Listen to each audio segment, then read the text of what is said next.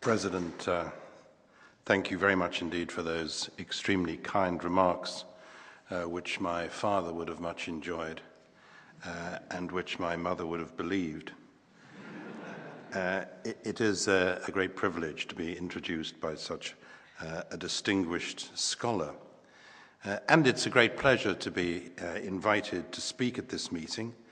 And I'd like to express my gratitude to the Foundation and to the Academy for your hospitality. Europe's vitality depends on the strength and the energy of its constituent parts. It depends on them safeguarding their cultures, their languages, and their traditions of learning. So it's a very special honor to be here in San Sebastian today. Franz Vranitzky, the former Chancellor of Austria, once said that anyone with visions needs to see a doctor. That is the sort of remark which British politicians normally make. It conveys our rather prosaic way of looking at the world. But maybe the times require, if not a vision, at least a cool look at where we in Europe are, where we're going, and where we want to go. Because of two world wars, which converted Europe into a horrific Darwinian battlefield, and which saw almost 50 million people killed in the first half of the last century, and because of the division of Europe after the second of those wars into two hostile camps, Europe has been for many decades the center of the world's attention. But the end of the Cold War, the dismantling brick by brick of the Berlin Wall, those things ended Europe's geostrategic centrality. Maybe we should welcome the fact that we're not so interesting anymore. History left us to get on with becoming richer, cashing in the peace dividend, and inviting Central and Eastern Europe to join the party.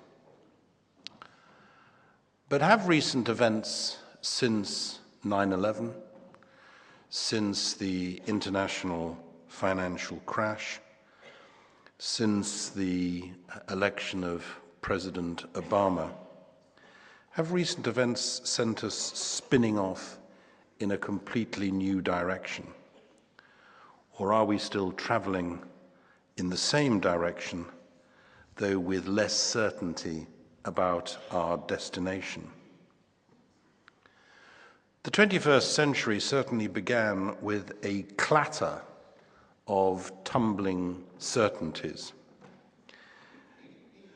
It was only 20 years ago, slightly less, that the American political scientist Francis Fukuyama wrote a best-selling book entitled The End of History. But we discover that history hasn't ended after all. The masters of the universe on Wall Street have been humiliated. There was, it turned out, a flaw in Mr. Greenspan's thinking. Markets didn't regulate themselves despite some arguments to the contrary. Markets in the last 18 months crashed everywhere, and at least for the time being, greed has gone underground. The imbalance caused by America's deficits and China's exports, an imbalance which was probably responsible for half the world's growth between 2000 and 2007.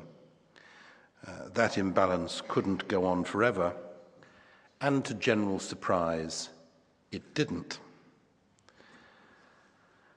In addition, mighty Mars, the world's only superpower, was shown to be invincible but not invulnerable, and its military strength, unilaterally deployed, was, it was found out, incapable of solving every problem. The hubris of unilateralism under President Bush, even when sustained by the sanctimonious moralizing of a British Prime Minister, drained away in what Winston Churchill once called the thankless deserts of Mesopotamia. While Europe has been locked in debate about our own institutional arrangements, the Lisbon Treaty, other powerful economies have been emerging and putting on muscle. Goldman Sachs calls them the BRICS. I prefer to think of them as the BICS, Brazil, India, and China. I'm not sure why one should include Russia.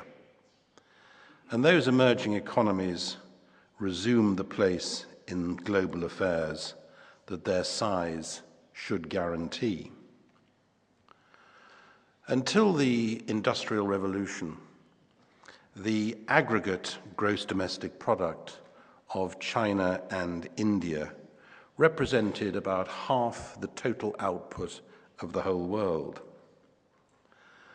Mind you, the per capita GDP of those countries had been constant from the mid-14th century to the middle of the 20th century. During the same period, the per capita GDP of Western Europe increased by almost 600%.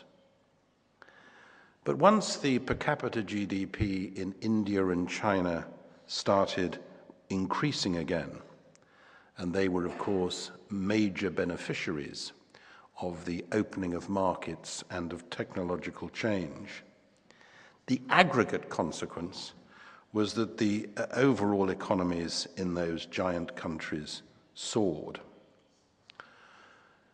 We shouldn't be surprised.